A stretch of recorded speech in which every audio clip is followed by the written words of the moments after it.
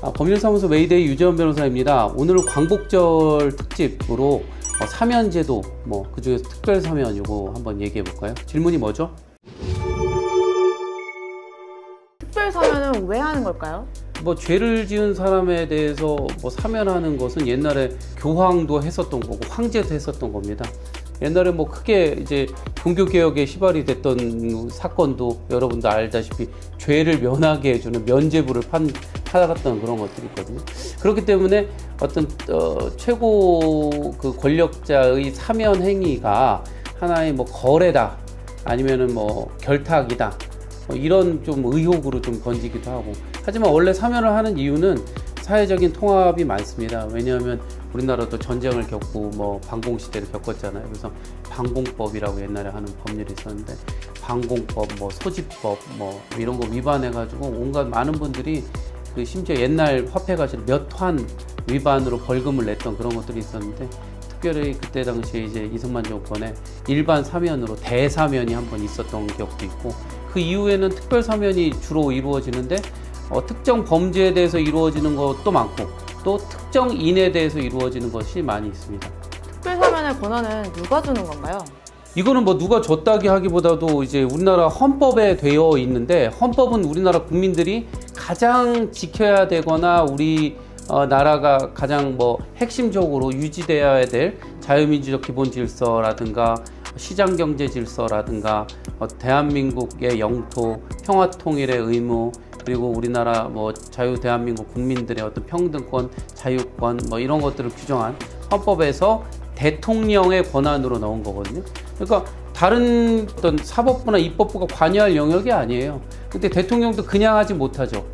그래서 예전에 그 좀 화끈한 대통령으로 있었던 YS 그분이 그 광복 50주년 그거를 이제 기획을 하시면서 또 특별 사면이지만 거의 대사면에 가까운 것들을 했었습니다. 그때 가장 많은 게 식품위생법 위반, 공중위생법 위반, 또 도로교통 음주운전이죠. 그런 것들 이제 걸렸던 우리나라 국민들 한 100만 명 가까운 사람들이 사면을 받았던 기억이 있고, 그 당시에 또 광복절 특사라고 하는데 영화로도 만들어졌던 그런 어떤 그 생활 민생과 관련한 폭행 범죄, 이런 질서 위반 범죄, 이런 분들이 굉장히 많이 사면을 받았고, 기업 범죄자분들도 사면 많이 받았고, 정치 범죄자들도 많이 받았습니다.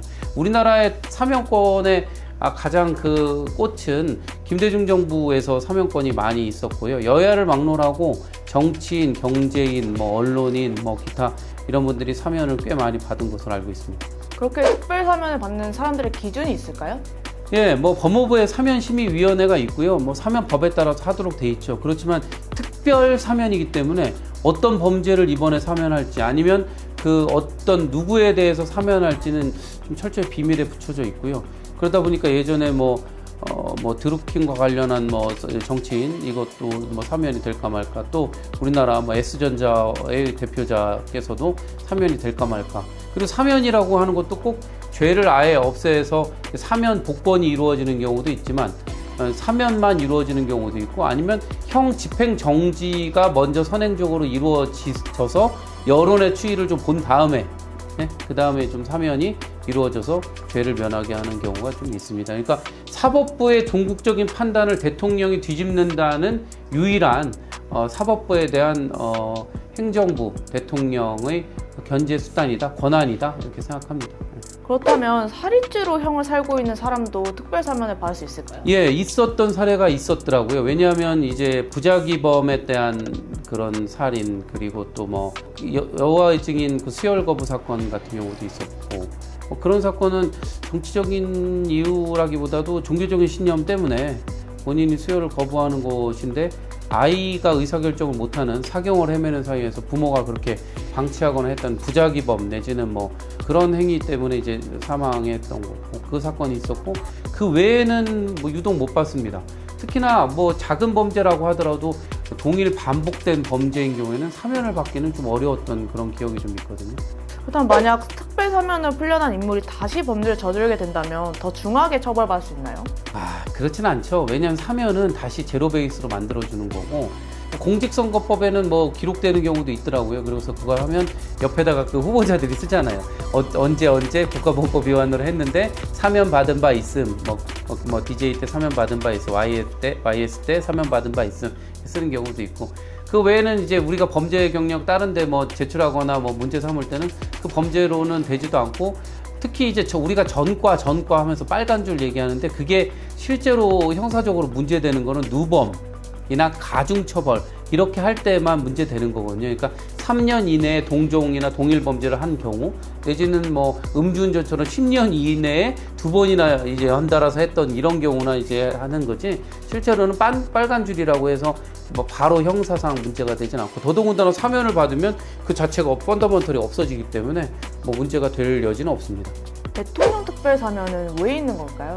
뭐 목적은 여러 가지겠죠. 없는 나라가 많이 있어요. 많이 있는데 우리나라는 이제 미국식의 대통령 그 제도를 도입을 했고, 미 군정 시대 때부터 이미 46년, 47년, 48년, 49년 매년 그 사면, 그러니까 많은 사람들이 시국사범으로 끌려왔던 시절이었고, 뭐 찬탁 반탁 논의부터 뭐 남북한과 관련한, 그리고 뭐 그 당시에도 간첩과 관련한 범죄, 또 공산주의에 대한 반대 시위, 또 그 역풍으로 또 공산주의의 찬성, 뭐 또 전쟁이 일어나고 50년, 51년, 52년, 53년까지 뭐 전쟁과 정전과 휴전과 기타 등등 이런 상황에서 많은 사람이 전과자가 됐었거든요. 그래서 옛날에는 뭐 집안에 판검사 하나, 뭐 순사라도 하나 있으면 좋다고 하는 게, 그 당시에 하도 그런 이제 사회적 갈등이 많고 해서 정치적으로 이건 좀 풀었던 그런 면도 있습니다. 모든 사람이 정치와 내지는 사회가 사법화가 될 필요는 없거든요. 뭐 판사야 그냥 사건 오는 거 판결 때리면 되겠지만, 누군가는 전과자가 되거나 형사처벌이 되거나 뭐 의무에도 없는 채무를 지라고 하거나 의무를 지라고 하기 때문에, 가끔은 이 법원의 판결에 대해서, 특히 형사 판결에 대해서는 정치적으로 좀 풀어야 되는 그런 문제가 있습니다. 그래서 그런 해소법이 아닐까 그런 생각을 해요.